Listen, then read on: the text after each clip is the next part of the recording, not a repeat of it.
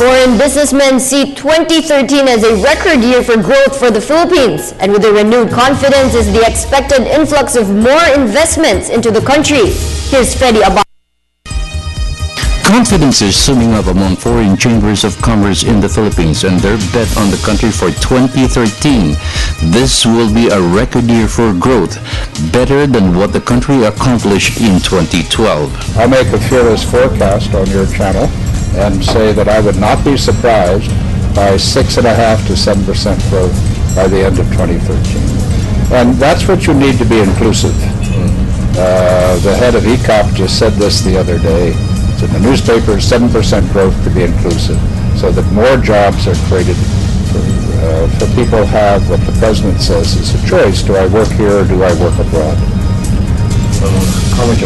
Arangkada Philippines was launched by all foreign chambers of commerce in the Philippines in 2010 to push growth in the country under the Aquino administration.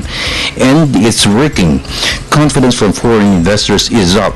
Mr. John Forbes, the senior advisor of the project, bared renewed confidence in the Philippines, and it's paying off in terms of investments. Forbes bared of manufacturing.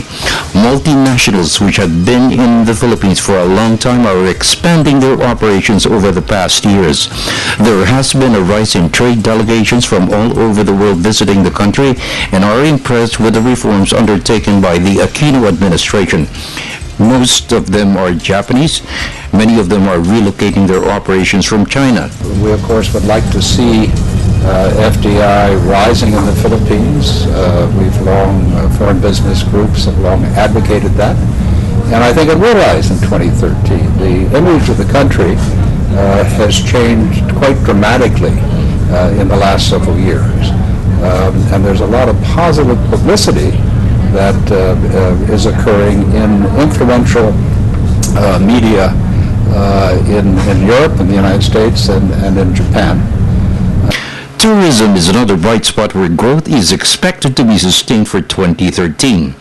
Tourist arrivals will hit 4.6 million for 2012. 2013 will be better. Ford said the president's open skies policy was boost for tourism.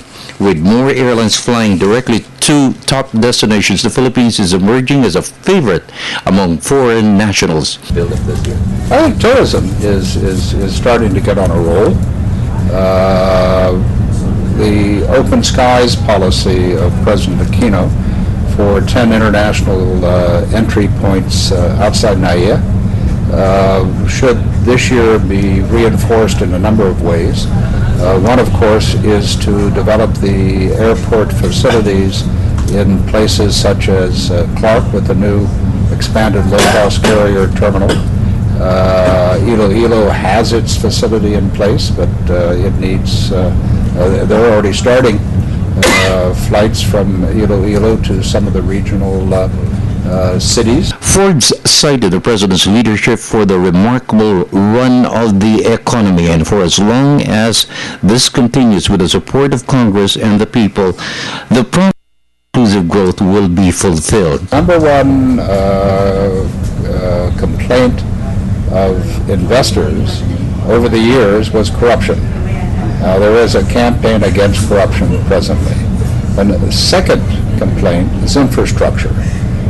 Infrastructure spending here should be $10 billion a year. $10 billion is 5% of the total GDP. In fact, to catch up for the neglect of infrastructure in the past, it should be $20 billion a year, 10% of GDP.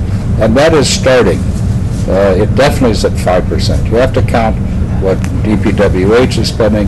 PPP will start to kick in 2013. It's been slow, but everybody who really understood the PPP approach and what was necessary, and the fact that it really hadn't happened for 10 years, realized that it would take a while to get this going. There's so much that needs to be done to spend on infrastructure. For the People's Television Network, this is Freddy Abando reporting.